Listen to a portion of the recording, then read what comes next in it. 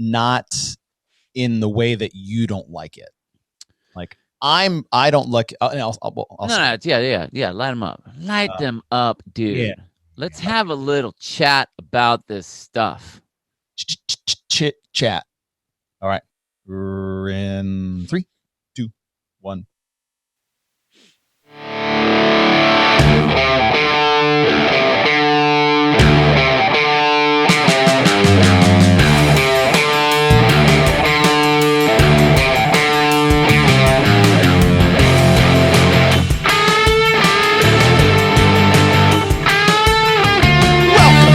With the programming, I'm Chase Ingram. I'm Captain America. And along with me is Bill Grundler. And now we have come full circle, Bill. That is true. Analyzing the programming of the Age Group Online Qualifier of the years 2021. Our very first episode ever was analyzing the programming of the Age Group Online Qualifier last year for 2020. Oh, it feels so long ago.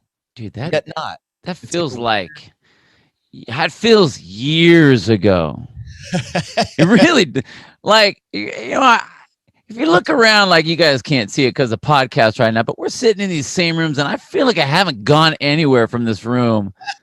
Like, that was like, man, talk about amnesia. Just block it out, block out all the ugly stuff. Recording in this room for 8 years.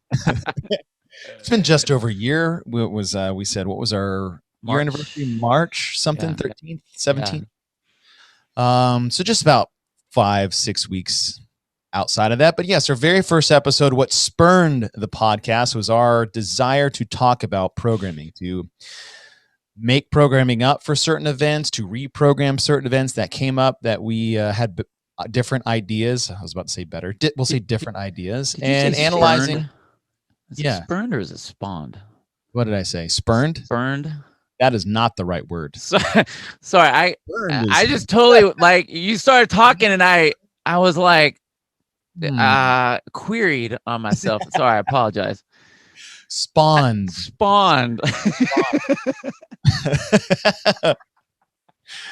it spurned? Spurned. Spurned is spurned is how I felt when this programming came out. Spurned. I don't even know what that is. I think it's where's Tommy when you need him? That guy is totally his library of vocabulary, 5-syllable words is spurned, reject, yes, with disdain or contempt. Yeah, that's exactly how I felt when I felt spurned when this programming came out. But what spawned this super burned, is that what that means? Was the super burn was the 2020 Age Group Online Qualifier. So what we're gonna do is we have the events. Did you do these? I did them. Yes, I didn't do them to qualify or anything like that, but I went along and did them. And I'll give you my own personal story on my mine, because I did it did it my own special way. Oh, I can't wait to hear this. True Bill Grundler fashion. I can only imagine how this went down. Well, I did the events too. I did end up signing up because, I'm a sucker for things competition. And the big thing I want to do, and what we always do, is that, whether we have, we would say, positive feedback or constructive criticism on anything, is we want to make sure we immerse ourselves in that. So if I had any feedback whatsoever on the program itself, outside of what I read on paper, I felt like it was only appropriate to do the events in person, because more often than not, my opinion will change after I've done it. Just depending on either it's ingrained or I was like, okay, that went differently than how I initially read it on paper. And there was definitely one event on here where I completely flipped on the way I felt about it once it was over. So before we get into that, we want to thank our Patreons on our Programatrons on Patreon. We're it's been a fun ride. We got some fun content coming, but we're sitting at like 170. Ooh, look at our peeps. Ooh wee. Look at our people out there. Just wanting to clamor on that personal programming stuff and all the stuff we get. Oh, man. You know what? But it's cool, though. I mean, I love the fact that we have so many people that are hopping into that. And what's even better is seeing how excited they get about the stuff that they get. You know, the podcast that we do for them, especially for them, the programming that we give them. That's just super fun. It's really cool to see how excited they get about everything. So it's awesome. Oh yeah, it's been super fun. So I think with the summer coming up, and we've been doing this for about a year, and we've probably been teasing this for about a year, is I think we need to do some type of like shirt or something. Yes, dude. I know. So I've got some ideas. I know we've shared some ourselves with what we wanted to do. So I think I might put something together. But hey, we'll open it up to any of our Patreon supporters, programatrons, or just any graphic artists out there that are big fans of the show. If you guys got any ideas, cool designs or shirts, send them our way. Send them on Instagram. _the programming. If you guys follow us on Patreon, just shoot us a direct message and email there. Or any one of us at Bill Grundler. Chase _Ingram is mine. But I'd be curious. I'm always it's always fun to see other creative outlets from other people, because we always have what we want to do, and or shows we want to do. Like for a lot of our Patreon shows, it comes directly from our listeners. They have a question like, man, I never thought of that. So it's always neat to get some outside feedback and excitement from our supporters. So that was pretty cool. I want to thank BUBS Naturals. Man, BUBS Naturals has been a partner of the show for, it's been a long time, and I hope it goes for another long time. The Mct Oil Powder, I looked at the bag this morning, and there's so many freaking benefits to this. It's almost unfair. It's like, how does this stuff even stay in stock? Basically, how it is. They just got in a vitamin shop. Did you see that? I did see that. That's pretty cool. And they're going mainstream, but don't get it at Vitamin Shop, because they're going to mark it up. Just get it online. Use our code GETWITH20 and you get 20% off what they sell online. Yeah. It's not going to work at Vitamin Shop. But if you have to get it and you're in a pinch, go get it at least at Vitamin Shop. It's better. Right? It's better than nothing. And that Mct Oil Powder is wonderful. The collagen protein, I think I quadrupled my collagen protein intake after this weekend doing the qualifiers, because I tested the structural integrity of my ligaments and abdominals after those 5 events. Yeah, dude, it's good stuff. It's just, I don't even, you know what's weird? I don't even think about it anymore. It's so ingrained into my morning routine. Actually, my morning and my afternoon routine, because I do the collagen protein. That's right. Are you still doing your fasting? Yeah. No, I went from 2 a week. Now I'm doing 1 a week. So I do 136. So I'm actually on a fast right now. Oh, nice. Yeah. And so then, I mean, not like, it doesn't matter what would be going on right now. I'd still be having my coffee with my bubs in it. But on these days when nothing else is going in, it just makes it that much better.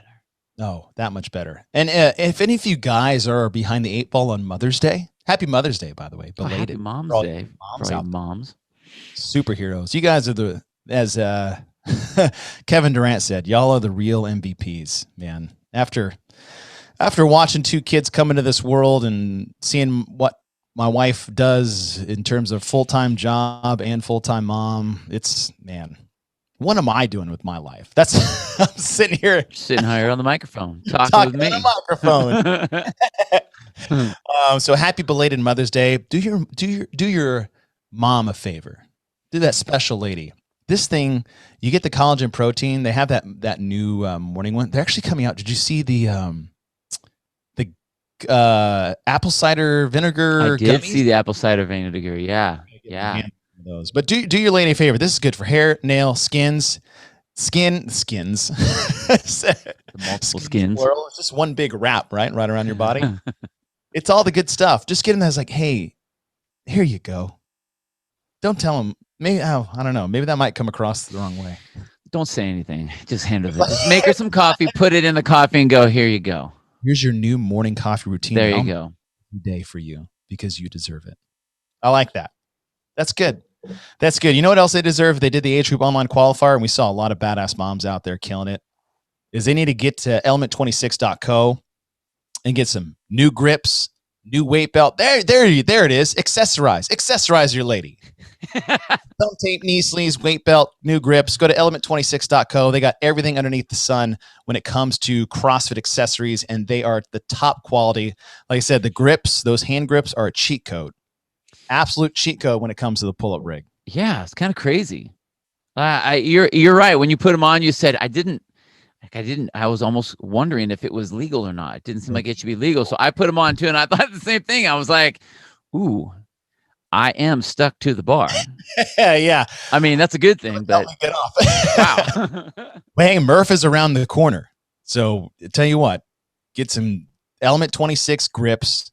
Go get their thumb tape when it comes back in stock, and some knee sleeves for the 300 air squats you're going to have to do in that weight vest by the end of the event. You got 3 weeks. Stock up. Use the code GETWITH15 for 15% off all U.S. orders. Go to element26.co and order up. And as we come to the end of the age group online qualifier, those that qualified are going to have to prove their fitness. And what a better way to use that with some video proof. Yeah, and you know what? What's really funny is I didn't even do it, but if you look in there, those guys are real good at setting up any of the qualifiers that are happening. So you could just go in and be like, "Oh, WOD 2, click," and it puts all the stuff up, and then you just hit it. So you don't have to sit there and plug it all in. And oh, really? It did that? Auto-populated? Yeah, it was awesome. See, I was so dumb. I was like punching it in, and I was like typing. I got to get better at that app. But I tell you what, that's one of the things with it is there's so many facets to it on all different levels, not just the recording, not just the timer. You can hook up, they have their own like a band, like a watch band that will set up, like it will do rep counting for you. You could hook it up to your Whoop, so you can do like heart rate. You can hook it up to your Concept 2 machine, so you can see how many meters you're rowing, and what kind of stroke rate you're having, what kind of calories you're pulling. It's so awesome. And they have that Pro Pack, and that's where a lot of that stuff is set up in there. But along that is all the training segments that are in there. So you talk about the Murph that's coming up, and now that we're, for a lot of the athletes that are out of the games level season, whether it's masters, whether it's the people that did make it to the semifinals, whatever, now we get into a lot of the online qualifiers or local qualifiers, and a lot of those qualifiers attach themselves to WODProof to be able to put themselves up there. So getting yourself ready for that, you have 12-week programs that are all set up in there. If you need help with gymnastics, and this was a great time to really look back at, and this, I mean, I've, with a lot of my master's athletes, it's like, okay, where were we deficient? Right. Was it gymnastics? Was it strength? Was it your engine? Was it some shoulder stuff? Was it metabolic condition? Like some of the, like, just double unders or running or rowing or whatever. There are programs in there specifically for all of those things. I mean, I have my own master's one in there as well. So you can get in there and check it out. It's only $9.99 a month if you just hop on it normally, or if you use our code GETWITH, you can get a 20% discount off of the 3-month subscription to that. And that's everything for that Pro Pack. And I mean, again, you can line yourself up with athletes that are already on there and go side by side with some of their workouts. There are plenty of workouts to be had, whether you are an athlete, whether you're someone that's deficient in some areas that you want to kind of, pick up the tempo, pick up the pace a little bit, or if you're a programmer and you want to see what some of the other experts in their field are doing. It leaves a lot of things out there for you to improve yourself. So if you really want to get yourself better, you got to check out their stuff. It's the WODProof the WODProof app, Pro Pack. GETWITH is the code, and 20% off that 3-month segment. It's awesome. Absolutely love it. And I love that they're a part of the show. It just makes it, as we said before, is I really love working with companies that were birthed through just CrossFit itself. They didn't come in and try to it's like, oh, we got this stuff that CrossFitters were like. They were CrossFitters like, let's make something that we like, that we can improve everything. And that goes along with BUBS Naturals, Element 26, and the WODProof app. So, hey, let's get into it. Let's do it. Yeah. Our previous episode prior to this, before it was 24 hours before the events got released, you and I went through our wishful thinking of what the events could be based off the floor plans that we were given, as well as the equipment that they had set out. We went 2 paths of what we really think that they will do and what we really wish that they would do. After these came out, the more I really liked our wish list. Now, I will say this, to be fair, and what we're going to try to do while we analyze the programming is that we're going to save, because I think a lot of people judge this based off what happened on the team's programming and the individual quarterfinals programming. And we looked at that and judged what this was. But for the analyzing part, I want to make sure that we are fair in saying we're going to analyze this in a bubble. How was the programming done? How did it effectively test this group to qualify individuals to the CrossFit Games in the Masters division? And then once we do that, what we'll do is we'll do an overview of individual teams and quarterfinals, as well as the AGOQ online qualifier, and just kind of give our thoughts and opinions on the programming as a whole. You say that's fair to? Yeah, totally. I think it is. Yeah, it's very appropriate to. I think it's important to look at it in a bubble. I mean, there will always be the little caveats in there, like, okay, well, why is it set up this way, and why did they use these things and not these other things? And even though some of those things have been brought up, I still think it's important to speak to those, but not compare this to the quarterfinals, to the team, just to give it a fair shake. Yeah, because we're just going to analyze the programming for the purpose of what it was, and that's to get the top 20 in every division to the CrossFit Games. So here we go. Event number 1, 5 rounds for time, 15 handstand push-ups you can kip, 15 shoulder to overhead with 50 and 35-pound dumbbells. Now, what we'll do is we'll really analyze this from the basic, like 16 to 54 division. I think it's fair to bring up some of the scales because, we did that last time when we analyzed the program. It's like we felt by the end that they're a big improvement. And what we'll touch on this at the end is the way they tier this down for the age groups, because we feel like there's too much of a drop off after 55. So 15 shoulder overhead and a 15 cal row. When this first got released, when you compare this previously, it's like, okay, this is similar, but it's not the same, right? We don't have double unders. We have rowing. This is 5 rounds for time as opposed to an interval one like the individuals and basically teams did. The big thing that jumps off the page for me is we have kipping handstand push-ups, and then we have dumbbell basically push jerks or push press, which when you add them together, it's 150 shoulder to overhead with only 75 cals on the row.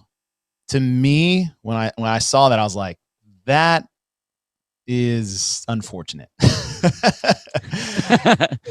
I don't even think my eyeballs saw it initially. I think it was my neck that saw it first. Yeah, you read it and you my atlas was going like, hey, bro, we need to make sure we have a big, long conversation before we get into this one. Right. 100%. And the big thing there is that what the other ones had was they had dumbbell hang power cleans mixed with strict, but they did have the shoulder overhead mixed with kip. So that is along the same lines. And when you look at it, you got gymnastics with the handstand push-up, light dumbbell work, and then monostructural with the row, 5 to 10 minute time frame, right? Some of the fastest times are right that sub 10, even faster than that for some people, which is ridiculous. You have a triplet, high volume, 200 plus reps, task priority. And as you said, we have a pushing gymnastic movement coupled with a pushing weightlifting movement, and then that row in between. And what I see here is that it was almost great. Again, like come back around to that. I would have much rather, if this was our rep scheme we've seen, either put hang power cleans there in the middle like you had previously, where that breaks up the shoulder overhead, but yet still keeps an upper body taxing, right? If your goal was to really just tax the upper body, which that was your goal based off what you programmed, you still could have done the same thing with a hang power clean and not retread the same movement pattern. Or a dumbbell, just squats with the dumbbells like they've done in the past as well. Yeah, I really felt like, I'll say this. As much as my neck was not thrilled with the event, neck hurts today. I'll be Dude, honest. it was. And I'm not a bad handstand push-up guy. I have good technique, and I'm very cautious, and I'm still feeling it today. I am decent. Mm-hmm. You're like a master of resting on your head. Oh yeah, I never came down. Like you never come. I never came down. I didn't come off the wall. I didn't come off the wall one time. I have no idea how you do that. On purpose. On purpose. I know. It's just that's what I just felt like I was shocked that they didn't have strict in there. Because here we are going, we know that we've lost a lot of gymnastics in this competition elements, putting people into the games. And what we did was we tested, shoulder endurance, absolutely. But we didn't test shoulder strength with the strict handstand push-up in a gymnastic setting. And I think that that's unfortunate. I think that it would have been, I mean, I'll say this. I liked the event. I honestly had fun doing it. I didn't hate it. No. But, and then, the numbers are great and all that kind of stuff. But I just feel like it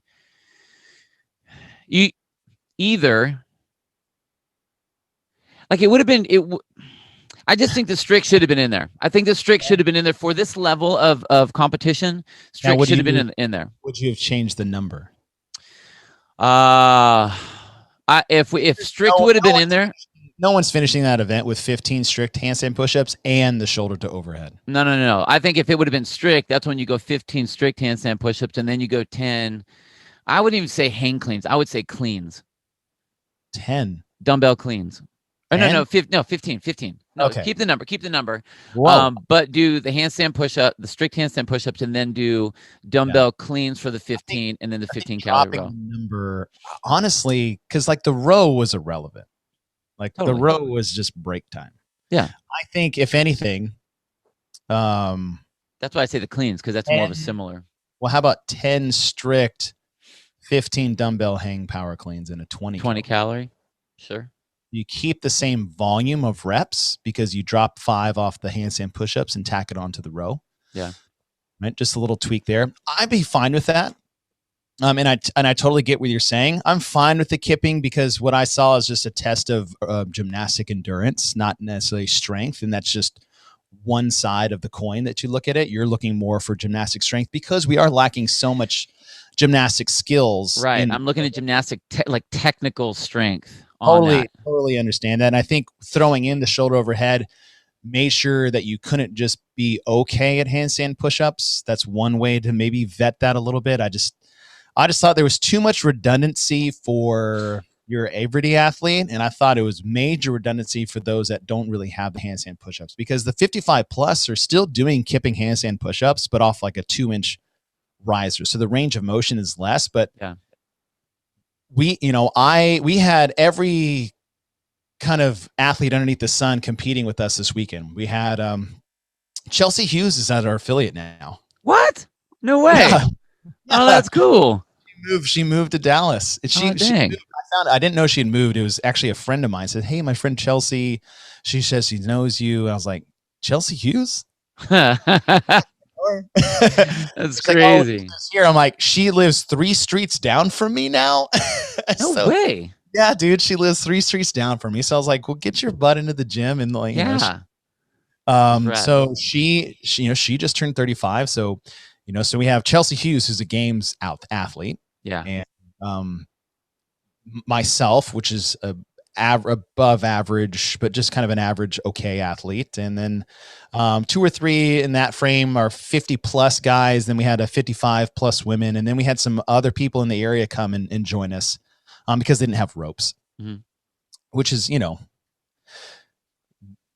programming rope climbs during a pandemic seems fair since you took out the pull-up bar because of the same reason of which, anyway, we'll get there.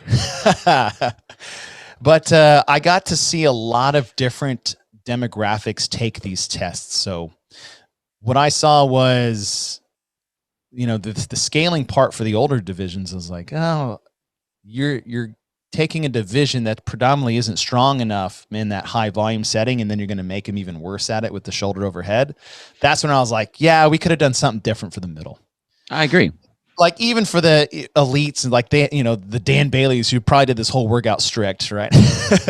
But it just wasn't necessary. 150 shoulder overhead. And like I said, my neck is sore, which is whatever, right? My neck gets sore no matter what handstand push-up workout I do, just because it's handstand push-ups. My triceps are fried. Yeah. I heard that a lot from a lot of people. And not in a bad way. I'm just it's how my body feels, right? A little post-event assessment. And so what we did for our group class is we made that 15 in the middle squats. Because for me, I was like, listen, we got a classic triplet. We're, gymnastic, weightlifting, monostructural. That is my favorite style of just a classic CrossFit workout. We have a pushing gymnastic. We have a row, which is we'll call it a pole.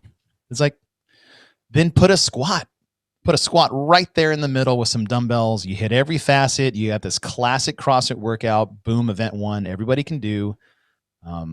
That's what we did for the group class. So I like that. I think per se, I just think it was one of those, you're so close to being great. Instead, you were just okay.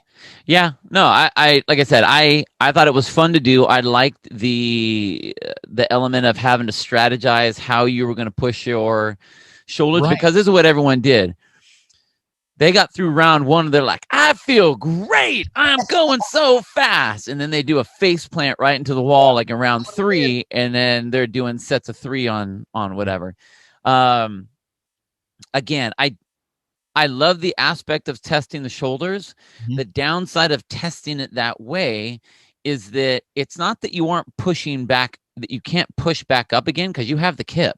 Mm-hmm. It's the coming down. Whereas if you were doing strict, if they made them strict, it's the press up. So you're testing a better skill, a higher level skill, a higher level of strength in a safer situation than trying to drop 150 reps on someone where they're going to have to come down and they're slamming. They aren't able to control themselves down.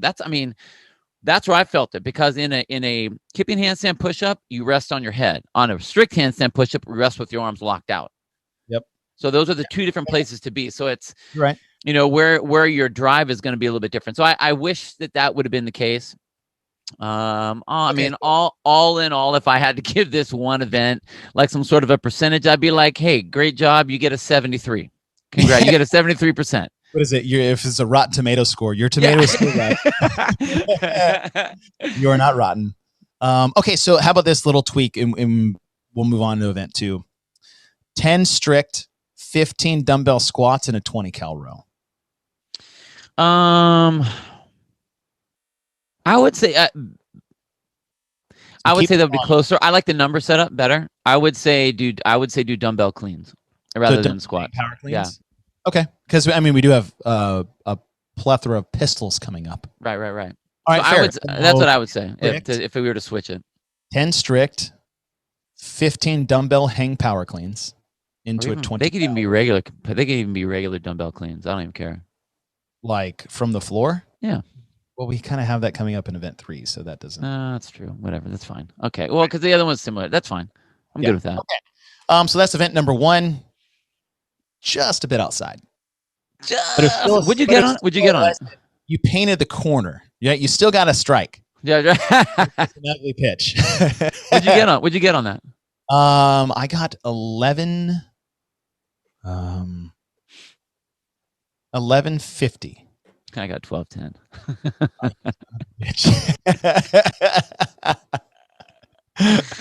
Oh, okay. And then we moved to event number 2. And this is where the hoes and hums and the grumbles came. And I'm right there with you. And we spent 30 to 40 minutes in our analyzing the individual side about this. And I couldn't believe it.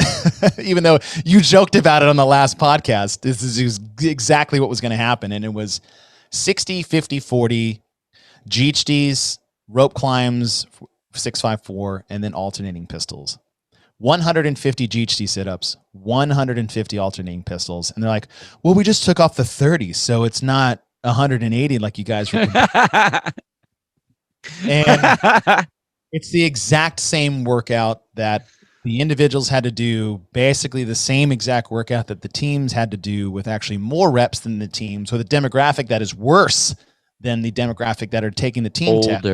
Just older. I'm not sorry. worse. I would say older, Thank you. wiser, more mature, Wiser. better looking. Yes, You know. maybe not the same abdominal prowess as the. Let's just say that. And the question here is, okay, it's the same workout, so that's unoriginal. What can't you do with 100 reps of each that you feel like you need to do with 150? And if you are going to do 150, why are we doing it 60-50 still? Why can't you just do 50-40-30-20-10? If that's the case. In fact, I thought that's what the individual should have done. And if you have the masters, instead of lopping off the bottom 30, you lop off the top 50. And that's what we had programmed coming into this. And so my question is, why are we where it's again, a level of inconsistency and what seems like a lack of understanding of the demographic of athlete of which they're testing. I feel almost like, since there was so much of a hullabaloo because of the first one, that it was more of a, screw it, we're going to keep it in there. So take some apples. What do you think? You're going to complain about it? Well, how about this? Do this one. How about you guys all are going to do this now? Well, there's no way they'll give that. Well, how about you guys do it too? Right.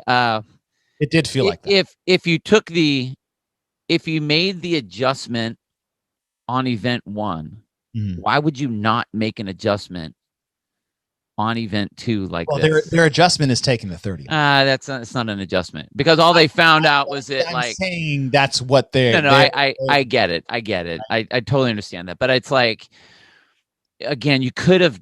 I mean, we listed out so many different ways where you could do the exact same movements, the exact same pieces, whatever. I mean, I love the movements and the pieces. No, totally.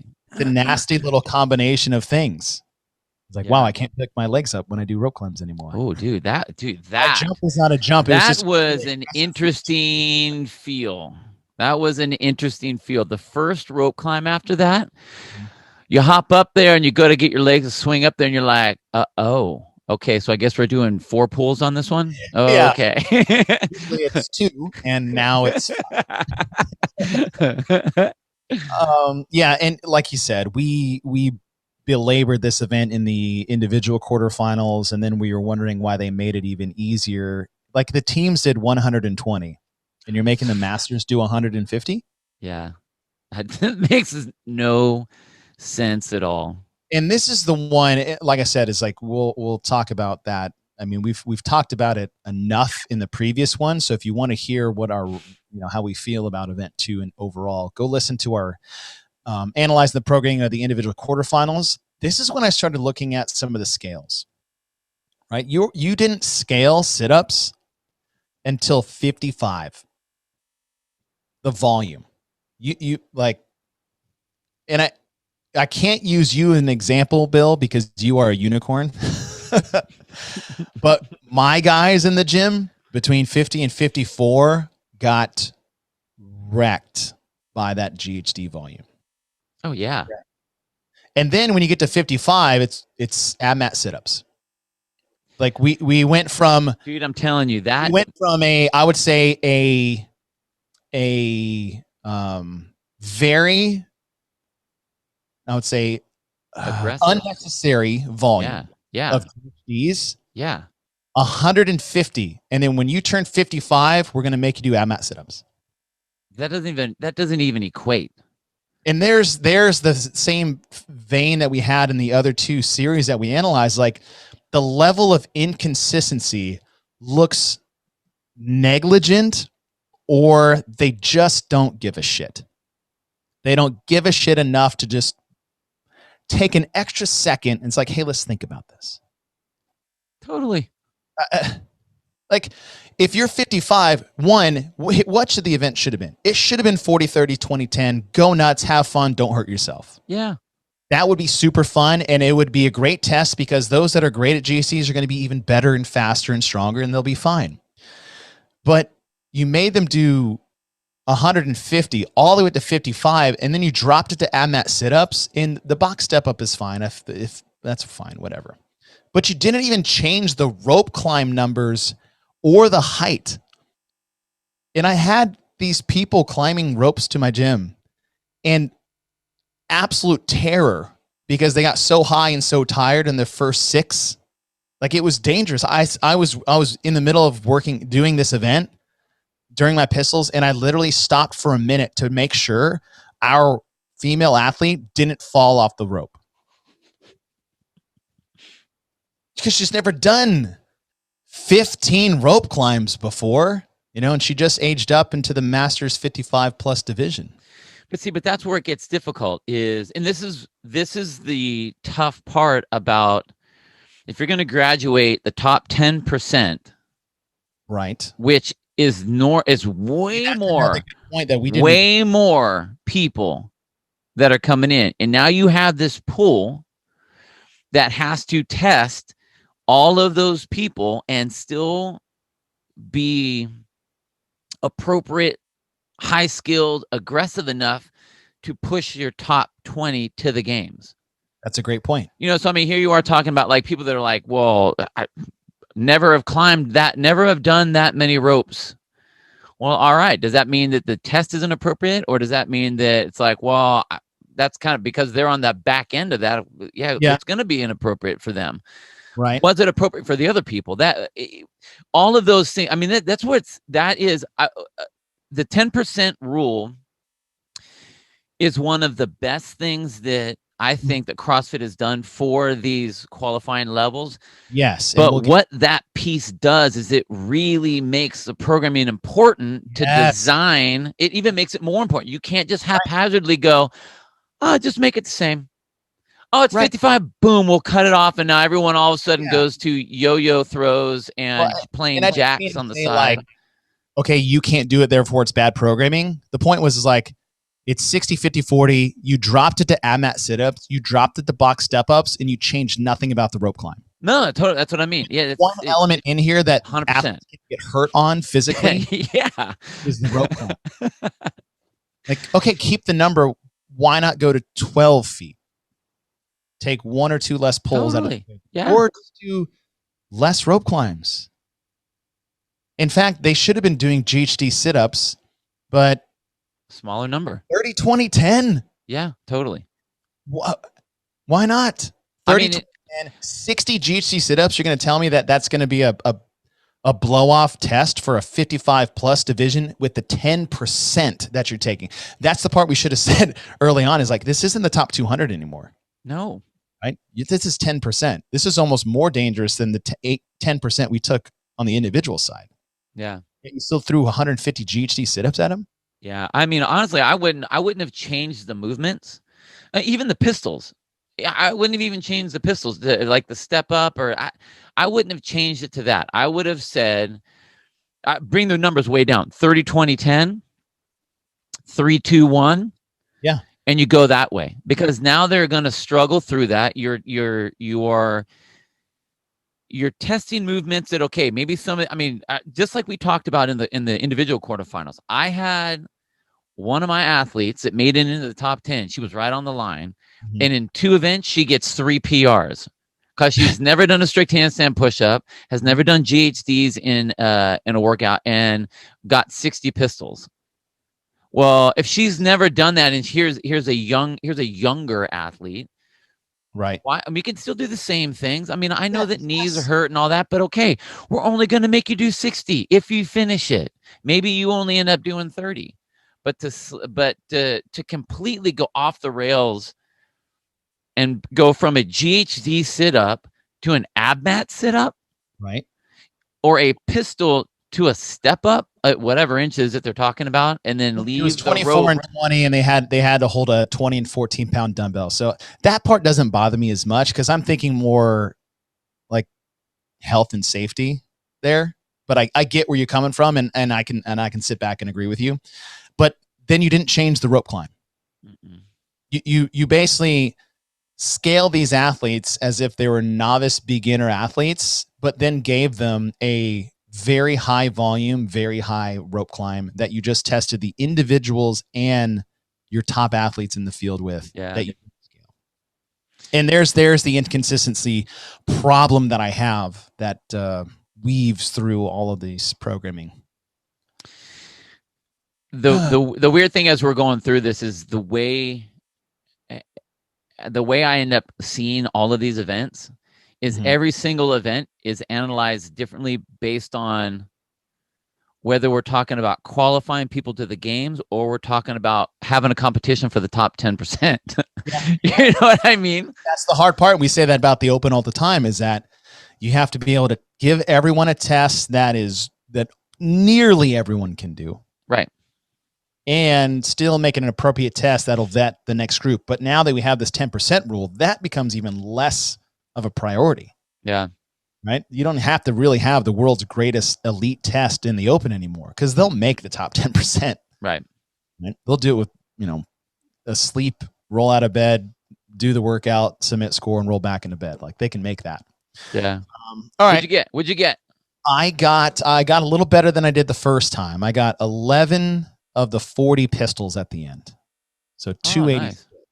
Nice. 280. I got 271. Okay, so one. So I got right to the rope. So it was like 1952. I got to the rope on the last set of rope climbs. Oh yeah, because 270. Yeah, that's right. So right, yeah, done through 40, and I went completely different because the first time I told you I totally mailed it in. Yeah, I was like 10 rest, 10 every 30 seconds style, and I was like, all right, well, I'm just gonna kind of go for it and see what my body does, and I barely did any better. Yeah. Like I should have paced it. I also took a minute break so that my athlete wouldn't die doing a rope climb. I'll throw that in there too, but it was nice rest that I didn't care. I was like, yeah, whatever. But I did a little better, 11 reps total. I had finished the rope climbs a couple weeks ago. So yeah. I got the 11 pistols after that. Yeah. Again, love the movements. I like the combination. The test could have been great, but not. So the way I did it, I did both of these back to back with about 6 minutes in between each other. Did you do it on purpose so like you wouldn't fully? No, it wasn't like whatever. I started like I was kind of gonna do them. Just because I had another athlete that was doing it. I was going to do it with her, and then I was, asked her if she wanted me, if she wanted me to coach her through it, which she needed because she needed to keep the pacing down the first one, and then she took she's a new masters athlete, so she takes a long time to do her warm ups and stuff, which drives me crazy. I'm just can we go already? Anyway, so I was going to do it after the class, and then I got cold, and I'm like, so I just ended up not doing it. So the next day I came in, and I was like, all right, well, I didn't make the little time thing to put the things in or whatever. So I'm like, I need to work out today. What is it? And I think we were doing some push press stuff anyway. And I'm like, well, shit, I might as well just do the goddamn shoulder workout anyway. So I hop in, just grab all the stuff, didn't even warm up, just hopped in, did the first one. Looking up at the clock, and I'm like, well, it's like 30 minutes earlier than what I thought it would be. I'm just going to do the other one now. So I rolled the GHD out and then just did. I mean, I was still sweating and breathing. Asshole. The last one and just jumped in and did it. I just took out the equipment and did the first event and crushed it and rested 6 minutes and did it. I couldn't get off the ground in 6 minutes after the first event. I was like, okay, my neck doesn't feel too bad. All right, that's where. No shot. Let's do the other one. Like 2.5 hours between these two events. Oh man, yeah, 6 minutes. It was so I was cracking up because the timer. I think I had it set at 20 minutes because that's what the workout for the day class was that day. So I just hit the timer, and I'm sitting there, and then all of a sudden it beep beep beep to like end at the 20 minutes, and I was like, oh.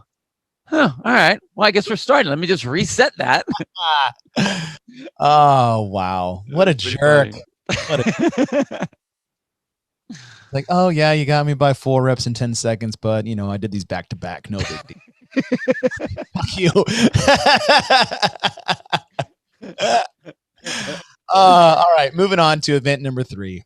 Now so this is the one I was talking about. This one was completely different. This was the only one that was completely different, and it was 75 cleans at 135 and 95. Any which way, power, split, call them power cleans. That's basically what they are. Followed by 300 double unders. Now, this is similar to event 3 in the format is that you have a bulk set of work followed by a bulk set of work. You have a weightlifting followed by a monostructural. Instead of wall balls and rowing, it's power cleans and double unders. Now, 75 power cleans at that weight, I have never done in a big chunk like that before. You don't work out in Inferno. We've done that. And then the 300 double unders in a row, I was like, okay. You know, and this was the one when I first read it, I was like, nah. I fucking loved it. And I was like, okay, whatever. But really, I was the most afraid of it. Really? Yeah, I was. And I was like, God, that's a high volume. I was afraid of it because I just didn't know what was going to happen. Yeah. It's like I felt like I was just going to fall apart on the cleans. And the double unders or whatever, right? That was the only part I was looking at. I was the opposite. I was looking I'm like 300. Is it going to be a good day or a bad day? Yeah. Real bad day. And I will say this, after it was over, this might have been my favorite one other than the last one, but the last one is kind of cheating because, you know, I like overhead squats a lot, but for what I thought it was going to be and then what it was once I got into it, this was super fun. It was a real big mental test, I thought, early. Like the weight was nothing. But I was so worried. I was like, when is it going to happen? Like, when is my body going to be like, stop? Right? It's starting to happen because I just did singles. Did you? Right from the start, because for me, I was like, if I can get through the 75 in 5 or 6 minutes, because I really wanted to break 10, not really knowing what a good score would be. Yeah. I know I could, if I'm feeling good, I can do double unders in less than 3 or 4 minutes. In 3 or 4 minutes. So like if I can do that time frame, maybe I get that sub 10 time that I wanted. I had no basis to go off of this because we don't know people's scores. Yeah. But when it was over, I was like, okay, that was pretty fun. Yeah. It doesn't read sexy on paper, but once I was in it, I was like, okay, I really did enjoy this one. What I liked most about it was I think that it was an appropriate test that really allowed your best athletes to race and your athletes that were in the top 10% to still get after it and feel it without being physically damaged. I can see that. Yeah. You know what I mean? Like the 135, 95, it wasn't overly heavy. But it was different than the muscle fatigue that you would get like when you're going to land on your head, and that's where you get to land on. You're on your feet the whole time here, so you don't have that. So I when I saw it, I was so happy that it wasn't the repeat 10 rounds, 30 double unders, and 9 thrusters. Oh no, I was happy it wasn't the. Oh yeah. I mean, because I thought when I saw those two pieces, I'm like, oh, all right, here we go. Here's that one dumb repeat. You know, not the one that we did, not the EMOM one set up. What we really thought it was going to be, which is that repeat open. Yeah. So I was happy with that. I thought it was really cool. And the things you can do with that 75 reps. Oh man, is awesome. How'd you do it? How'd you have it set up? Just singles and just kind of go? I didn't even look at the clock. I just did singles. God, that's so not like you. And I would check up. Like I would look up at about 15, like every 15. I'm like, okay, I'm on a pace, but I wasn't like one every 5 seconds. I would drop the bar, and when it would settle, I didn't even have to move my feet. I got really good at kind of hitting right where I wanted to. Yeah, I didn't step away from the bar. I just stared at the bar, and I would do right hand, left hand, let my shins touch the bar, and then I would go again. Right, left shin, go. Right, left shin, go. And I did that for 75 reps. When did you come off? I was done at about 5:40. So I did This is what I had most of my athletes do too, Tabata style. Oh, 20 okay. seconds on, 10 seconds off. So you Oh, figure out touch your and number. go or It's singles? up to them. It's up to them. So I had one athlete, her name's Jean. She's faster at touch and go. I mean, at singles. Okay. When I did it, I did touch and go, but I did 4, drop, 3, break. So I did 7 every 7 seconds, or every 20 seconds. Got it. So it was like I was like 5. I think I was like 5:12 or something like that when I came off. Okay. So just 30 seconds ahead of me. Yeah, and I didn't, and it was a great. Oh yeah, like I mean, they were muscle cleans. I mean, for the most part, except for like maybe the last, minute and a half or so, where I started like I actually felt like I had to pull it. Got it. But most of the athletes that I had that did it that way, I like that, kept them on a decent pace. And I told them, I'm like, okay, if you do this, you can't rest.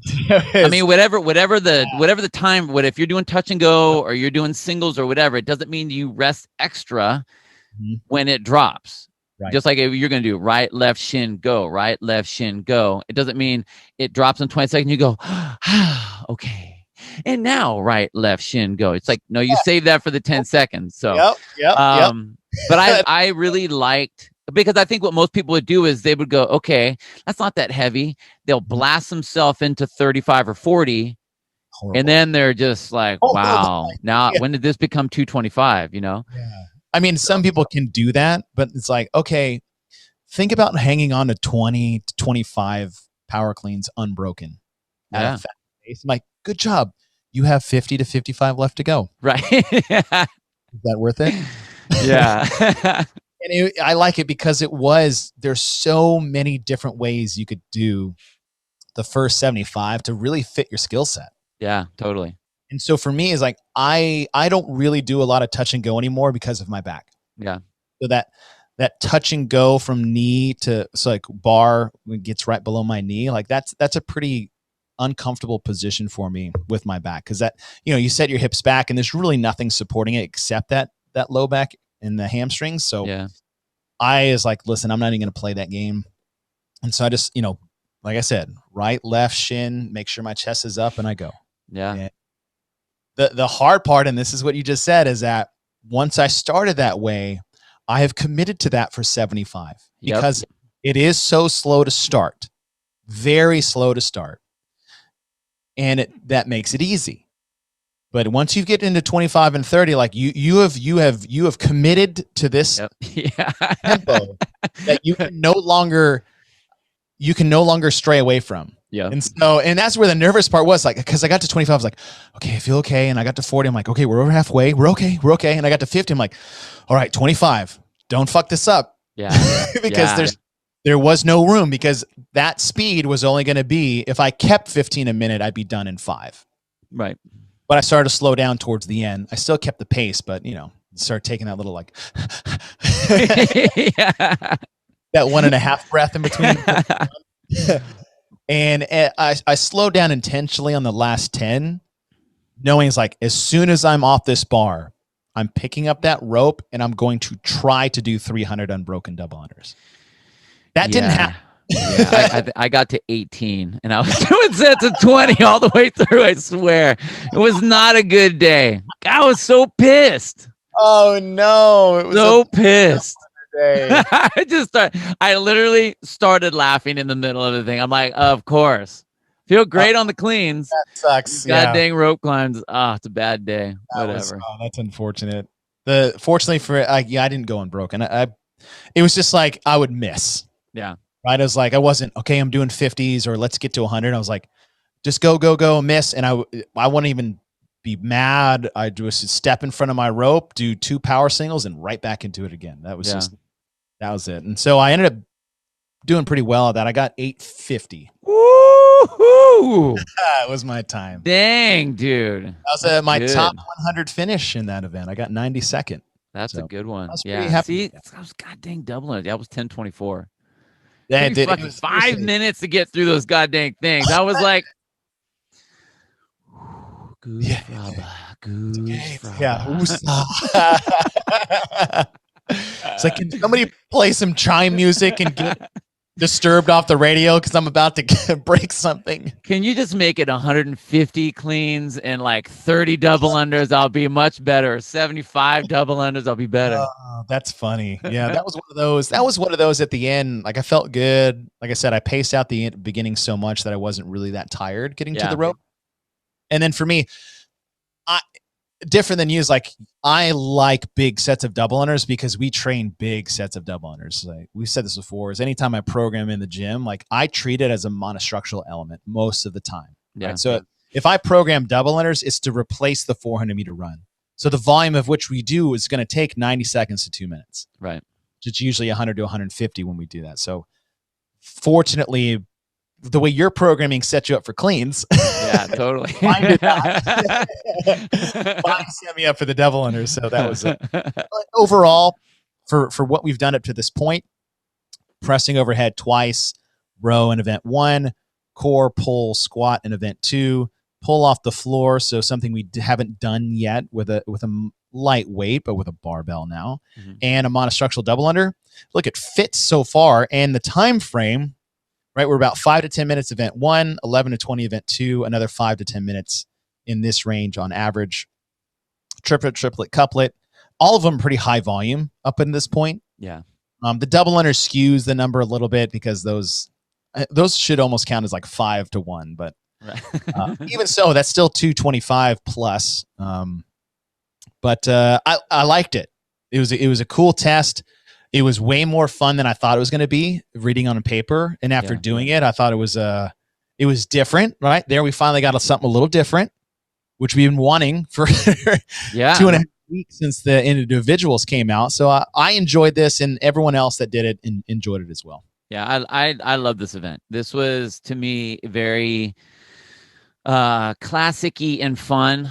And I like the fact that it was so different from the other stuff, and maybe I was a little bit extra excited because of the fact that I really was not excited about having to do the repeat one. Like I did, to me, I was like, I mean, literally rolling my eyes about that, thinking like, here, all right, this is going to be the dump. And that's like, oh yeah, we're retesting the fitness, and I understand that, but to me, it was just boring. But this to me was like way more fun. It was fun. I loved it. I was pleasantly surprised. I felt bad because I was like, what is this? That's a lot. The second I saw that, I was like, finally, that's so funny. Yeah. And and I just, like I said, that's the reality of it. And I always try to reserve judgment after I've done them. And I really thoroughly enjoyed it. Yeah. It was a cool test. It made me think, I was like, man, what other cool things? Because sometimes I do certain volumes of movements with specific weights and I don't go beyond that. Yeah. And it's like, rarely do I go beyond something like, say, 30 power cleans, because I always have this like grace vibe with those, even if it's like per round. But now I'm like, oh man, what? There's no reason we can't just toss in 100 of these sons of bitches in the middle of an event and just like where you go. Yeah. Right? Because it wasn't too heavy. It didn't blow my back up. It was just a lot of volume, but it was good. So I did like event 3. That might have been my favorite one. That's probably because it was so different from all the other stuff we've seen so far. Yeah. But also due to me just being pleasantly surprised. Yeah. I agree with that. All right. Event number 4, blah, blah, blah. Front squat 4 rep max. Again. For the 3rd time. I did 3 pounds better than I did. I was no Tommy Marquez who did 40 freaking pounds better. Did you see that? Holy shit. I was like, what were you doing? What were you doing 3 weeks ago? Seriously. Yeah, he did. I can't remember what he did. He had talked about it on the show, but he did like. It must have been because he missed it. And that's why he got that weight. No, he did like maybe. I think he did 377 or 387. Not sorry, 277. God dang! I was like, what? Oh, sorry. 277 or 287. He did 316. Wow. Yeah. Wow. I think he had to have been close to that and then missed it. Maybe he said he did take a really big jump last time. Yeah.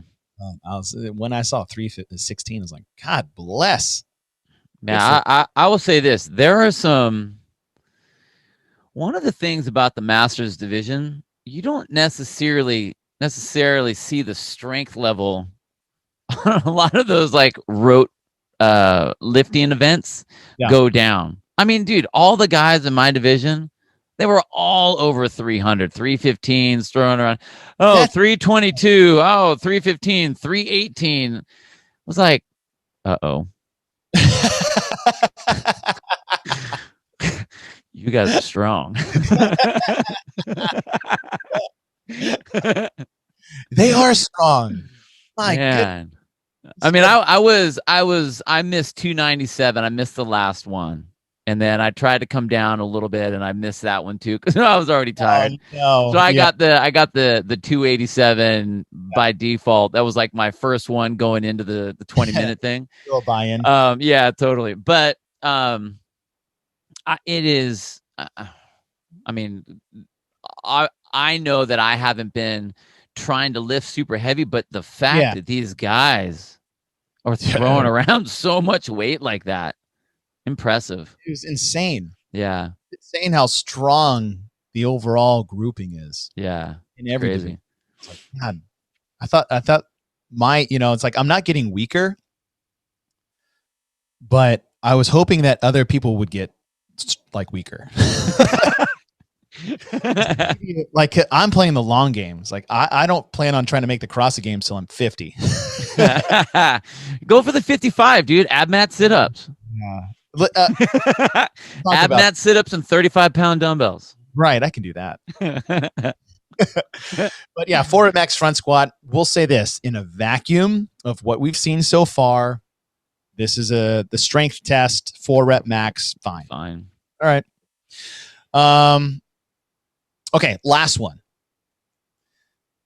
So the previous ones, well, I said that wouldn't be fair if we did that. Okay, 12, 9, 6, overhead squats in burpee box jump overs. So we get our overhead squat that we wanted for the Masters to be tested. We do it at a weight that isn't insignificant.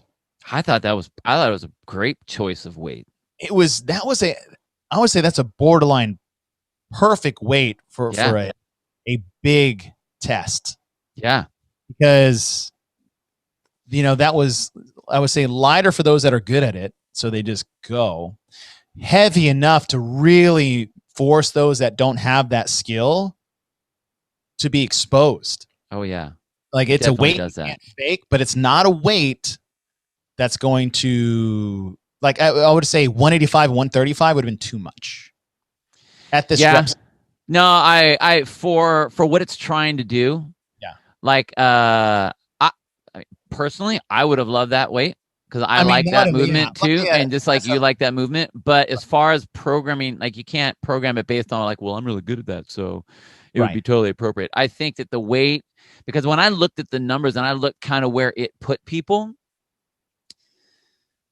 they were really good athletes. That it definitely exposed them. Oh yeah. And I think that was really appropriate. So I loved, I really loved what it was. I loved the weight. I loved the rep scheme. I love the box height. I think the box height, we already talked about it for the women was too much, too high. Yeah, there's no reason to have that. Going to make a 54-year-old woman jump onto a 30-inch box when all these other girls from the quarterfinals were just getting their asses handed to them by that? Yeah. I mean, like, my 35, 39 athlete. Irresponsible. Why? She was, I told her, I'm like, okay, step back. When you do your burpee, step back. I don't want you to do the hop and hop right up. Like take your running leap into the box.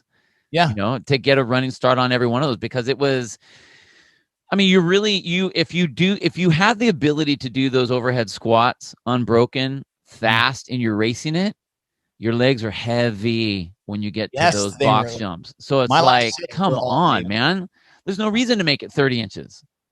There's no reason. And honestly, I don't think it should have been 30 and 24. No, it shouldn't have been on the snatch. The only difference is that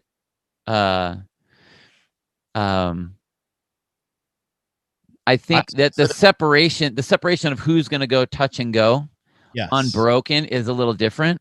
Yeah. But and even more because of that, you're going to have more athletes that will go unbroken on this one.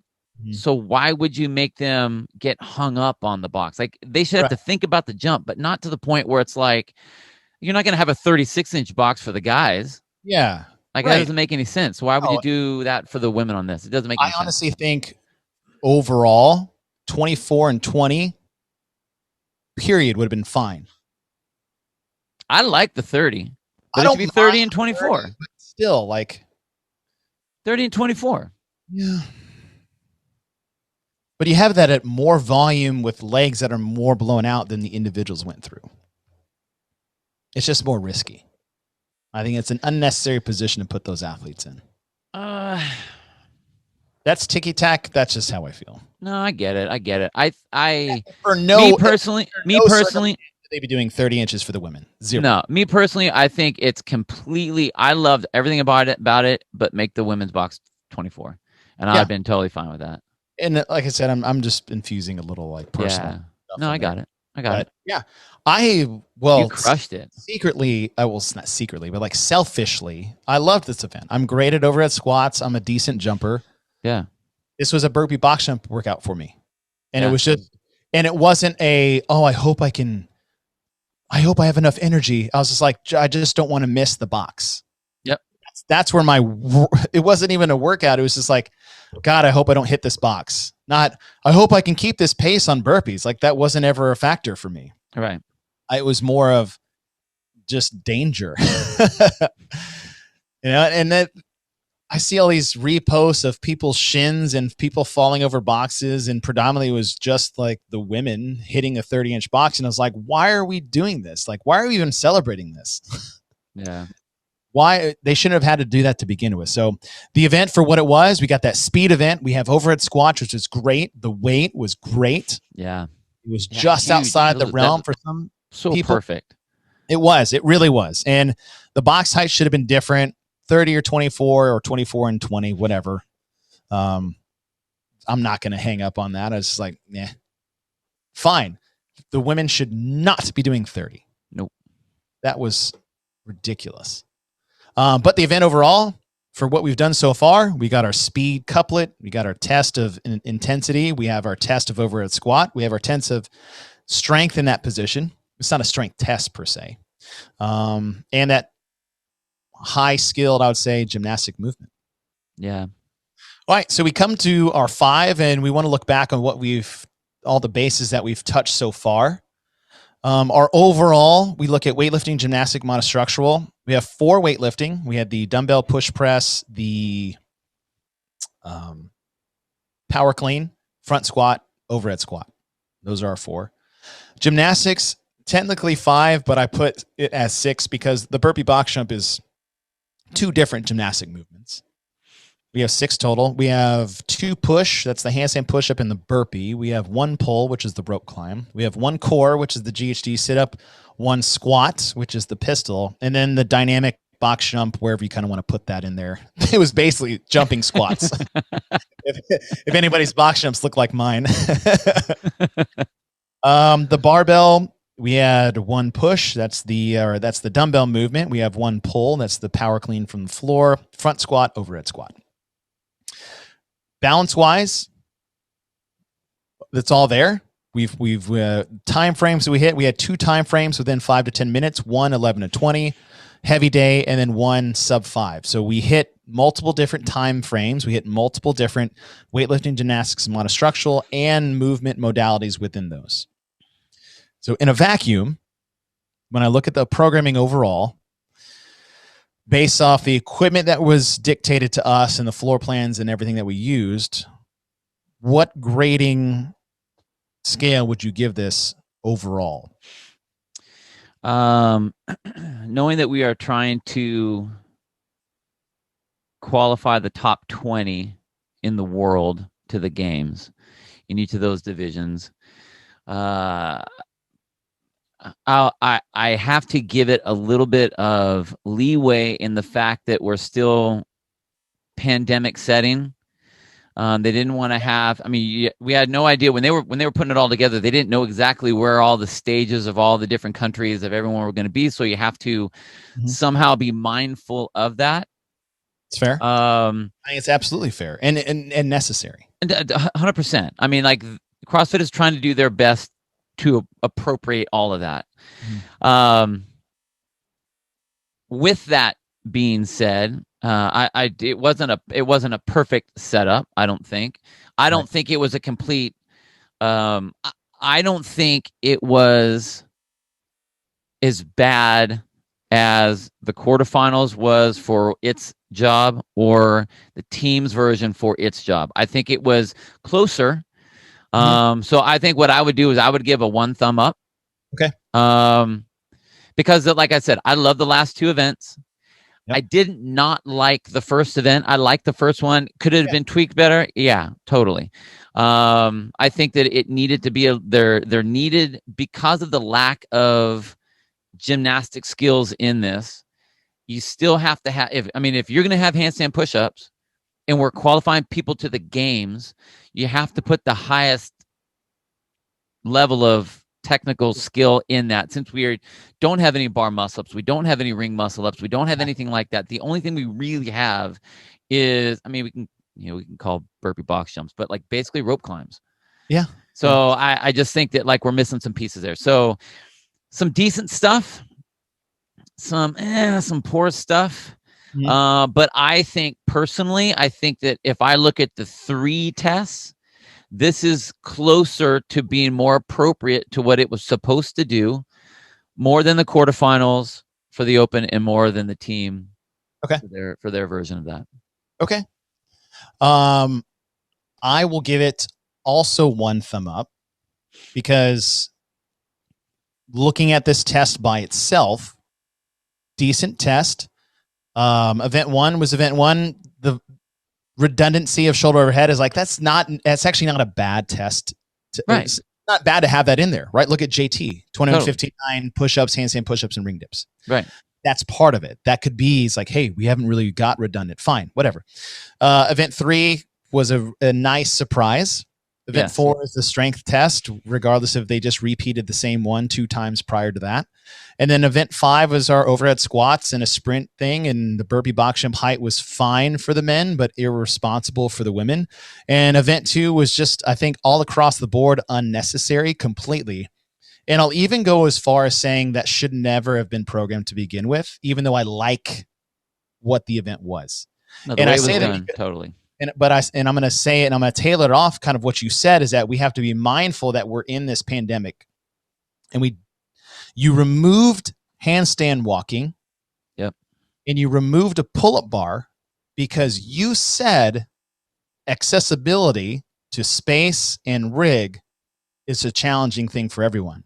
So what did you do instead? You brought in a GHD and a 15-foot rope. And a really high roof. Right? So there is one really big problem I have, and here goes the inconsistency issue I've had, is like, you've been saying all of this stuff. We're doing all of these things to be all accommodating to everybody. We're going to dumb down certain things. We're going to take out the rings, and we're going to take out the pull-up rig because not everybody's going to have access to that, so it's fair. Yet you brought in one of the scarcest pieces of equipment in an affiliate with a GHD and a 15-foot rope climb. I just told you, we had affiliates that have been in this city for 6 years had to come to my affiliate because their roof isn't high enough for a 15-foot rope. Aside from the fact they actually got to be in their affiliate, that 50% of the world isn't allowed to do. And so you just completely contradicted yourself. Yeah. Not you, CrossFit. Right. No, right? And so that's where I sit back after 3 of these tests where I'm like, where's the consistency? The 30-inch box height for women, but a 9-foot target for a wall ball shot. Yet on the teams, you gave them a 24-inch box. And you're making fitter athletes do lower volume. You're making masters do more than the fittest. Masters do more GHD volume than you did the team athletes. which are actually better athletes than overall than in your open qualifier or right? your open quarterfinal. 400 maybe athletes, both men and women, taking this test. We'll say in North America alone. Yeah. Where in my division there was 1,200 men in my division. And so those are some of the problems I have. So in a vacuum, 1 thumb up. But now I'm looking at overall, right? So let's do our overall assessment of individuals, teams, in age group online qualifiers. And a couple things I want to just get out there, and these are some of the questions I've had, is that some of the similarities is what a lot of people had problems with the programming between the three. And it was like, okay, the team events were just like either dumbed down versions or better scaled versions of the individuals, but 3 of them were just the same events. And that really made people upset because, and this we're going to talk about before we end, is that you had the choice to do individual, and you had the choice to do team, and you had the choice to do masters. CrossFit gave people these options, wanting them to take every opportunity that they could. They said this is open access for everybody. Here are all these massive opportunities you have to continue to compete. It was encouraged. But then you made the programming the exact same nearly 3 times in a row. And so a couple things is that questions people's like, well, aren't the programming always similar? So you say the CrossFit Games, right? It's like you have the individual events and then you have a team event that's kind of like it, but it's a team format. And then the age groupers get to do it similar, if not the same. Nobody complains about that. It's like, yeah, here's why. Because they aren't the same people taking the test, right? The individuals are only doing the individual event. The teams are doing a version of theirs. They're not doing individual, and the masters are the same way. In this format, you have the same body of people, like your top, I would say 3%, that have the ability to do both. And now you're making them do the same test. That's the big problem I have. And I want to dispel that question that people have, is like, well, it's always been similar. Yes, but not with the same people taking the same test every time. Does that make sense? Totally. But the also thing you have to remember that when those other events, whether it's the regionals, whether it was the games, that was all in one sitting. These are 3 separate events, 3 separate weekends. We have 2 weeks between each one, and it's all online. So the amount of logistics as far as like at an event, okay, where do we need to move the equipment, and how can we move these bars over here and get everyone get them timed on the rigs? This is all virtual now. Like everything is online or done in your own affiliate. So there shouldn't be any mix between what the individuals are doing, what the team people are doing, and what the masters are doing. So I am bummed because, I mean, as a programmer, I am bummed at the fact that it appeared that the easy way was taken and just made everyone do the same thing. So there's that element to it.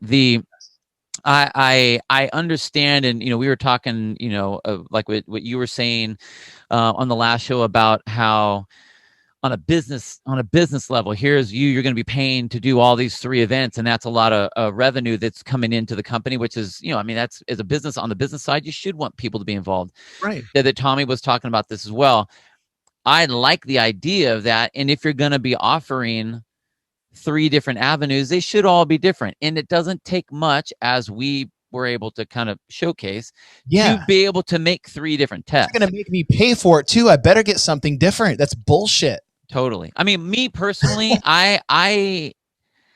this is not a business sense, but this is more of like the athlete sense, is in the coaching sense, and the competitive side is, I feel you need to decide. Like, sure, you can go and do all the events you want to do, because I mean, they're going to post what the events are and you should be able to do whatever. But like, if you want to compete and go to the games, you need to pick the track that you want to go to. You either want to try to make it on the open level, you want to try and make it on the team, or you want to try and make it on the masters. And like after the open, you need to pick which way you're going, so that you aren't, because all like with a backfilling, because so-and-so might decide that they want to go here, and you got these people doing these things over here. And it's like, well, I didn't do this. I didn't do as well as I want against these guys, but I'm going to go ahead and I'll default to these. Like that, to me, that bums me out as a athlete because you want people that want to compete in that. They want to go all into that. Not like, well, I'll go this way because it's my default set. And that's just my own personal opinion. I mean, if they made you do that, which makes no sense business wise, yeah, then I wouldn't have as much of a problem with the programming, because then you're not making the same thing for the same people 3 times in a row. 3 demographics get to take similar tests, which is what the games is like. Well, the problem I have with that, though, is with the programming, because none of the tests did, I feel, what they were supposed to do. The open quarterfinals, right? Not these specifically, but like if they're all similar, whatever. Right. No, okay, I got you there. But I still think that it should be each one of these quarterfinal pieces or online qualifier pieces had a different job. Right. The quarterfinals in the open division was to get individuals to the semifinals. The quarterfinal teams was to get the team set up as a team to go to the semifinals. And the Masters online qualifier is to get you to the games. So we talked about how important you said that no one should be, and I know you feel strong about this, is no one should be able to go straight from the open and qualify straight to the games. Right. Because you aren't tested appropriately yet to get to the games. That's why this Masters one is real important, because it does put you straight to the games. I mean, at least when it was the top 200, it really whittled down the field. And I think it's a great thing to have the top 10% in each of those divisions go. But now you're basically in a mini open. Right. So you can't have the mini open qualifying people to go to the games when you now have such a vast amount of skills that are missing, and you're going to have people that possibly could get in there. I'm not saying everyone. I mean, just as always, relatively speaking, our catch-all is, well, the fittest will still make it. Well, yeah, because they probably will. But that doesn't mean that you can't have people that are going to end up at the games that, like, I will guarantee you, we could have people that show up at the games that cannot do ring muscle-ups in the Masters division. I mean, we didn't test it. They haven't even been tested. Not yet. Didn't do it in the open, didn't do it in the qualifier. So, I mean, there are pieces like that are not there. And that's a bad thing. But I like the idea of being all in. Okay. So when you're all in, you're all in. And the other thing that it does is it also does that on the when you're trying to qualify your teams. Okay, so you can't have that level of, well, we're going to bring in our lifting team so they do really well on this one lifting event, and then we'll bring in our little ninjas over here so that we get our team number qualifies and stuff like that. So I get it. But I don't think that you've been. I don't think. Wasn't there? Didn't you say that Tommy said something about being punished because you're good at the? I said that. Because you have the opportunity to do the same thing 3 times? Punished with boring programming because I have the ability to qualify for individual, team, and age group. When you invited me to play this game, right? I didn't ask to do all 3. You said, hey, guess what? We have 3 different weekends. You don't have to pick. You still have to pay to play. Right? That's something should be celebrated. It should be celebrated that I'm good enough to do all 3. Well, yeah. I mean, I think but I should celebrate that self. Like I am proud of that. No, you should be. And the people that are able to possibly make it in all 3. Yeah. Yeah, I think that's cool. I again, no one's twisting anyone's arm to have to do all 3. So what sucks is that you don't know that they're going to be all that similar. So you don't get to. I mean, everybody stepped in thinking, oh, cool. Okay, well, I got my ass handed to me in this one, but this one should be really fun because it's going to be cool team stuff. Oh, this one's going to be cool over here. And it's just, I would say, even unfortunate that they were so similar. Yes. And I don't think that was anyone's being punished because they have the ability to get in. I think that from the beginning, the programming just wasn't held up to the standard where it should have been or could have been. Right. I get it. Which is unfortunate. It is. And the problem is that I love this new 10% quarterfinal system. Yeah. was such a great idea. Such a great idea. And it was supposed to be fun. Is like, what it should be, even as a spectator, I think it sucks. Like if I didn't qualify or didn't do that, like, okay, so for example, like you bowed out this year. Yeah. How boring was it to see the same 3 weeks of programming? Oh, well, we got to talk about it three I know, different times. And about no, 100%. You weren't even physically invested as a competitor. No, totally. I know. You're like, okay, all right, well, I didn't like the individuals, but let's see what the teams get. You're like, the fuck is this? Yeah. And like, now by week 3, we're like, let me guess what crap we're getting. And they're like, there it is. Yeah. Right. And it just, by the end, it totally died. And that's what's sad. This, and he actually asked me this question is, do you think the vibe would have been different if they switched the weekends? Right. Because it was like, oh, they whittled it down for the teams and they whittled it down for the masters. So it just got more boring and boring and boring. I was like, I don't think it would matter anyway. The problem is the events were the same. Yeah. Not who got what. Like if they made it harder and harder and harder, it's like, no, I don't want to do the same things because I'm doing all 3 of them or I'm watching all 3 of them. I want everything to be different. I will say this. It would have changed. Like if they put all 3 competitions on the same weekend. No, he meant age group go first, team go second, individuals go third. Oh, no, it wouldn't, because it would have been the same thing. Yeah. It would have been the same thing. I like I said, there's no reason, and not to pat ourselves on the back on this, but there's no reason that you couldn't have had the exact same layouts and completely different events that were appropriate to the test that they were trying to do. Because you can have similar styles, yes, but now the emphasis is different. If the team emphasis is the team unity and how that's going to play out, you can have similar things and see now how different, because it's not going to look like the open quarterfinals. Right. It will look different. It will have a different feel. Right. And then for your Masters division, they don't need to be doing it exactly the same. I mean, you had weeks to be able to set some new stuff up. I don't want to do what the individuals did. I want my own competition. Totally. They deserve that. And that's where I come. What frustrates me is like the Masters deserve so much more than what they get. They've been a back parking lot show since the CrossFit Games started. Now, do they deserve their own like live semifinals? No, we're not there yet. We're not there yet. Almost. We're maybe in a couple years. But here's why we're trending that way. Yes. In the first time in the Open history, the Masters demographic out-registered the Open division of individuals. That's the huge. Most money you're getting for the Open is coming from the Masters, and you give them this bullshit. That's what I have a problem with. The Masters deserve so much more, and you didn't give it to them. It was lazy programming. Some of it was borderline irresponsible.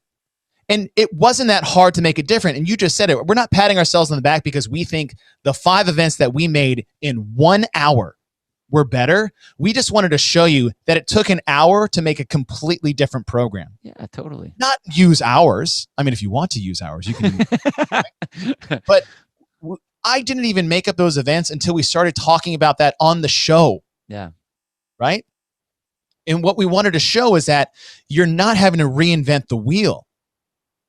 We spent 60 minutes and gave you a completely different set of workouts or events that use the same floor plans and the same equipment, but it was completely different. And on the team side, we did even less. All we did was like move like organize 2 things on a chessboard. Yeah. Yet it still made it a completely different style of event for the teams, making it a team event.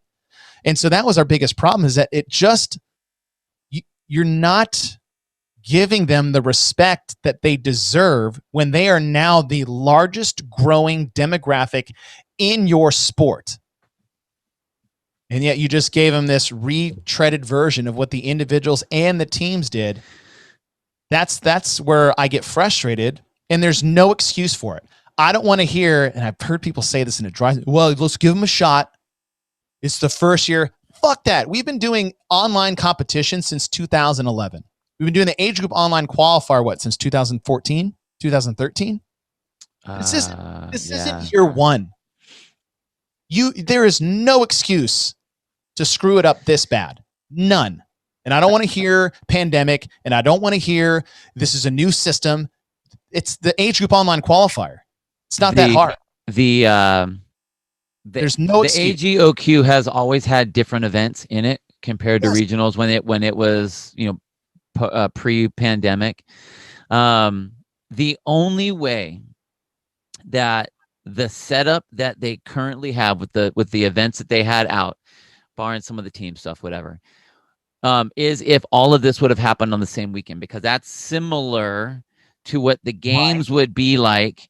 I would be, you know, because it all goes on at the same time. And so there you'll see aspects that are very similar. You'll see some weaving in and out of how that's happening. Sure. That's not the case here. And with the piece that is hanging this up is that if you are openly wanting and encouraging and pushing and opening up a bigger group of people to all go through all of these, making them pay, why would you make them the same? Like that's the one question. Why would you make them the same? There's no reason to, when each one of these tests has a different function, but you're making each different function do the exact same thing. And that's exactly. That's the miss. That's the miss is and maybe, you know, maybe it is the 10% thing. With that 10% pulling in more people, now you have people that, like, I mean, when you really limit the numbers that are in there, you're not going to have the same, like, those people are kind of focused on whatever it is that they're doing. Your top 100 people aren't going to be like, well, I'm going to do the open and I'm going to do the TM and I'm going to do the masters. Usually they're like, all right, I made this one over here. Okay, I'm in my lane. So you're kind of thinking that way. But now that we've opened that up, that's something that you have to consider, is like, okay, can we get, if the open used to be two-pronged, got to have our elites and we got to have our everyday, all getting a good test. Now each of these events with 10%, thousands of people are still involved. Right. They have to be appropriate for what they're trying to do. And if we want everyone to be involved and constantly be signing up for these different events, there should be a difference to them programming wise. Doesn't matter if you're talking, if your equipment list is, here's your equipment list, fine. Then have your programming teams go out and say, okay, you put together your stuff, you put together your stuff, you put together your stuff. Let's see what we come up with. Yeah. Do we need to have a running theme? If you want to have a theme that runs between the quote unquote online or quarterfinal, whatever, a particular piece of equipment, a particular workout, maybe they're versions of named workouts, or, you know, the girl name workout, something. If that's going to be the theme, like, you know, we always hear Dave Castro talk about his theme that kind of runs through it. Fine, cool. But they don't have to be carbon copies where you just go, okay, done, and done. They're all the same.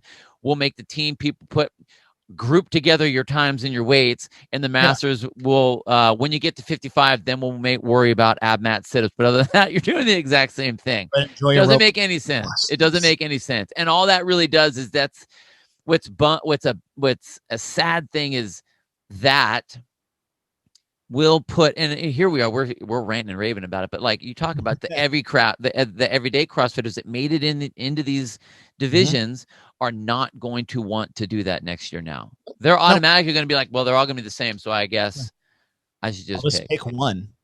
Yeah, like, and that's unfortunate to sign up for this, and this is what you gave them. Yeah, no effort. Yeah, that's too bad. And that would be fun. That would be great. Like, okay, hey, Dave, in your little, you know, individual circle, like, let's as a group make all the floor plans the same and all the equipment. And it's like, all right, team guys, let's make up something. Masters guys, you guys make up something, and then we'll do individual. And if you want to make the theme the same, because that's exactly what we did, right? Yeah. We didn't want to it would be really easy to just make up our own workouts. But what we wanted to do is work in the confines of a theme, right? And the reason why we had devil presses, strict handstand push-ups, and rowing in event 1, because we used the dumbbell, the box, and the rower. Yeah. We kept the handstand push-ups, we kept the row, but we made a more technical dumbbell movement. And we kept the same movements in event 2. We just made it an appropriate volume test. And then in event 3, we did, you know, we had some fun with the bar, but look, that test was cool too. I'll take the 75 and 300. Great. You got one. Yeah. Like, okay, you tested the masters over at squat in event 5, so you gave them the front squat, whatever, in event 4, but you could have tested whatever you wanted barbell wise, and then at the end, we said clean and jerk, but whatever. Like, we just wanted to show he's like, they can all be similar and be so different. Yeah. So extremely different. And that was supposed to be the fun part. Yeah. So I look at it as a coach, I look at it as an athlete that was taking the test, and I look at it as a programmer and a fan, all these different avenues of just, I was like, okay, event, like individuals, like, we had our things, all these little things that didn't really line up. And then the teams, I was like, well, this is the same crap. That's no fun. Yeah. Right. That's no fun. There's nothing fun about this. It's the same workouts. And then the age groups go, I'm like, oh, they just get tossed the scraps yet again. Yet they're the most important growing demographic to the success of your business. They just deserve better. And they did not get it. Nobody got it. I feel the quarterfinals have the potential to be the most exciting part of the CrossFit Games season for the community. I would say that a competitive community. Yeah. Because we had 8 to 10 people in the gym all taking these tests together on the age grouper side. And it was awesome. Yeah. Awesome. It was electric. It was exciting. I got that competitive vibe yet again. That was super fun. And that should happen on the individual side. And it should happen on the team side. But it's not going to happen if it's the same crap week to week to week. It's just not. That's not fun. And then the next year, people will not want to take those tests. That's a tough part. I'm anxious to see what next year will look like. Yeah.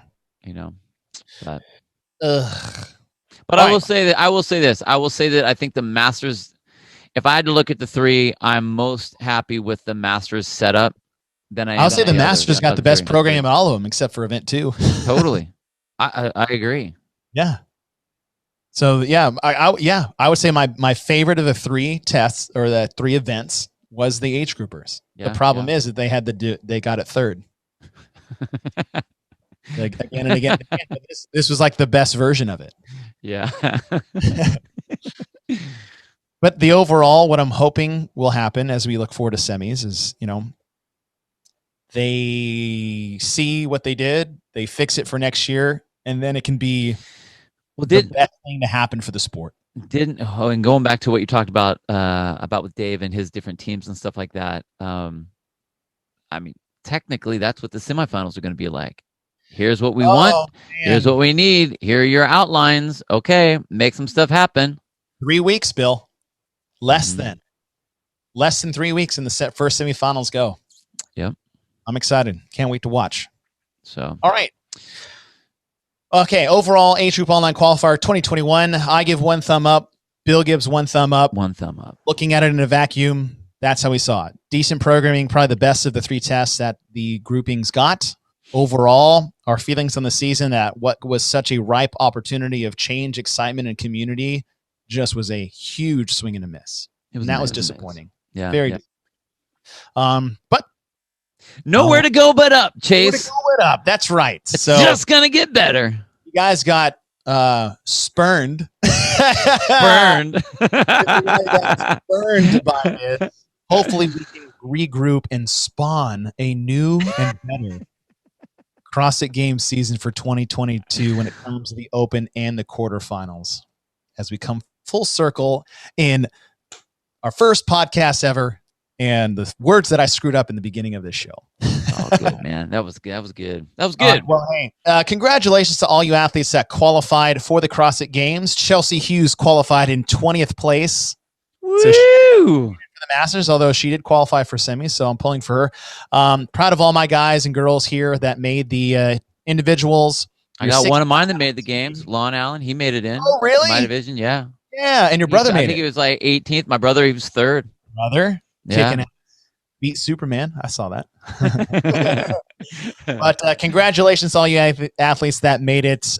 We look forward to what the semifinals is going to bring and what we have to talk about coming up. So thank you guys for listening to the show. Hope you guys enjoyed it. Hope you all had a fun weekend who were competing, that you're healthy, safe, and okay.